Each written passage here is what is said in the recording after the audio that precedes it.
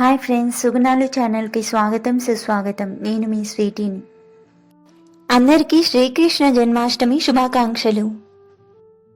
భక్తుల హృదయాలను ఆనందంతో నింపే పండుగ. మురళీ మాధవుని జయ జయ ధ్వనాలతో మారుమోగే రాత్రి, అది శ్రీకృష్ణ జన్మాష్టమి. భాద్రపద మాసం కృష్ణపక్ష అష్టమి తిథి రోహిణి నక్షత్రం. ఈ పవిత్ర సమయానికే ద్వాపర యుగంలో భూమిపై అవతరించారు యశోదానందలాల. అసురరాజు కంసుడి అగాధల నుండి రక్షించడానికి, ధర్మాన్ని స్థాపించడానికి భగవంతుడు స్వయంగా మానవ రూపంలో అవతరించారు. మధురా నగరంలోని జైలులో మధ్యరాత్రి 8వ సంతానంగా వాసుదేవుని, దేవకీ దేవికి పుట్టిన శిశువు, అదే మన శ్రీకృష్ణుడు. ఆ రాత్రి యమునామాత అలలతో ఉప్పొంగిన శిశు కృష్ణుని తలపై ఉన్న శేషనాగు ఫణాలతో రక్షించారు. చివరికి గోకులానికి చేరి నందగోవుడు యశోదా దంపతులకు అప్పగించారు. గోకుల గల్లీలో కాళింగమర్దనుడు, మురళీధరుడు, మకనచోరీ లీలా ప్రారంభమైంది.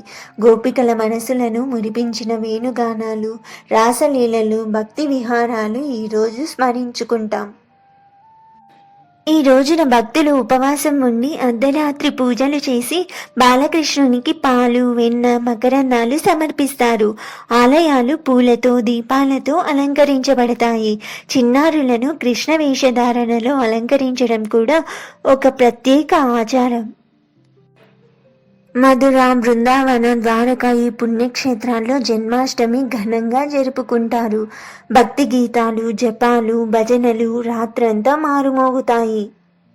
శ్రీకృష్ణ జన్మాష్టమి మనకు చెబుతున్న ఒక సందేశం ఏంటంటే, ధర్మం ఎప్పటికీ గెలుస్తుంది. అన్యాయం ఎంత బలంగా ఉన్నా సత్యం ముందు తల వంచుతుంది.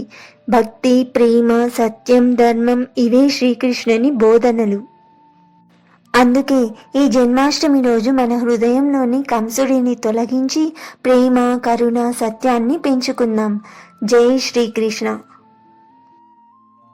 Thank you friends. Bye bye.